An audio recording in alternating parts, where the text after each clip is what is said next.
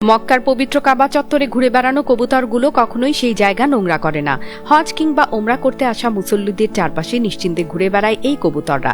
এরা ঝাঁকে ঝাঁকে উড়ে বেড়ায়, মানুষের গা ঘেঁষে নির্ভয়ে হেঁটে চলে আর মুসল্লিদের দেয়া খাবার খায়।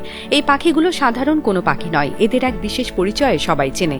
এরা হলো হারামের কবুতর। এদের ঘিরে সবচেয়ে অবাক করা যে তথ্যটি প্রচলিত তা হলো এরা কখনো কাবা শরীফ বা তার আশেপাশের চত্বরে মলত্যাগ করে অপরিষ্কার করে না।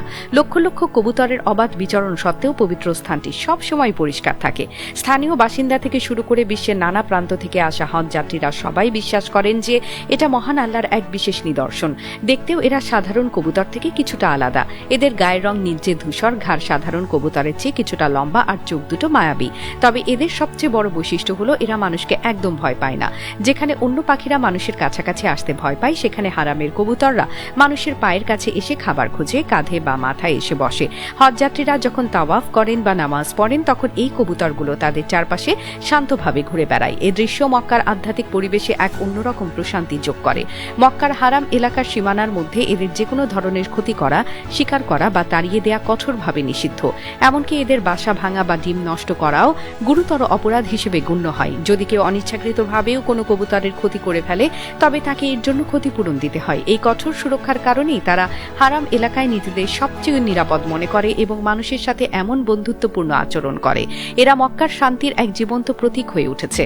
এই কবুতরদের এমন বিশেষ মর্যাদার পেছনে কিছু ঐতিহাসিক কারণও রয়েছে। সবচেয়ে প্রচলিত ধারণাটি হলো এদের বংশের সম্পর্কে ইসলামের ইতিহাসের এক গুরুত্বপূর্ণ ঘটনার সাথে জড়িত।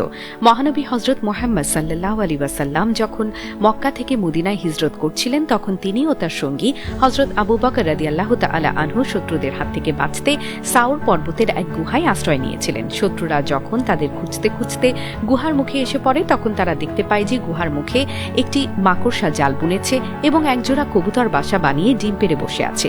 এই দৃশ্য দেখে শত্রুরা ভাবে এখানে নিশ্চয়ই কেউ প্রবেশ করেনি, কারণ করলে মাকড়সার জাল আর কবুতরের বাসা অক্ষত থাকতো না। তারা সেখান থেকে ফিরে যায় এবং মহানবী সাল্লাল্লাহু আলাইহি ওয়াসাল্লাম ও তার সঙ্গী নিরাপদে থাকে। অনেকে মনে করেন মক্কার এই কবুতরগুলো সেই কবুতর জোড়ারই বংশধর যারা আল্লাহর নির্দেশে নবীর সুরক্ষায় সাহায্য করেছিল।